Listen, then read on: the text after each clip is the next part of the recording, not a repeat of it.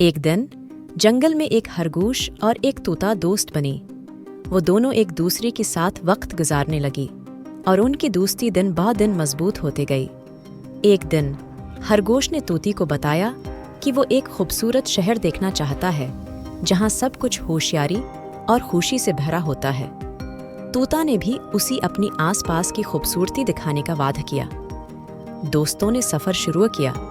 जंगल को छोड़ती हुई उनकी राह में बहुत से मुश्किलात आईं, मगर वो मिलकर उन्हें फतह करते रही।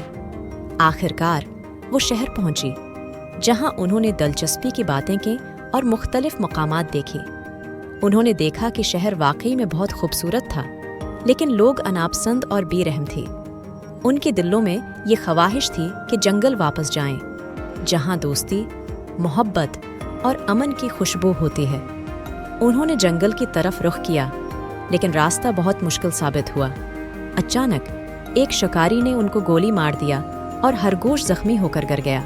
तोता ने देखा और उसने फौरन अपनी दोस्त को मदद करने की कोशिश की, मगर खरगोश ने कहा, मेरे दोस्त, मेरा वक्त आ गया है, लेकिन तुम जंगल में वापस जाकर इस मोहब्बत और दोस्ती का पैगाम बचाना। तोता ने खरगोश की बातों को याद रखते हुए जंगल की राह ली। उसने जंगल में आकर लोगों को खरगोश की दोस्ती और उसकी मोहब्बत के बारे में बताया। वो उनकी याद में एक पैगाम बनाया जो मोहब्बत और दोस्ती को याद दिलाता।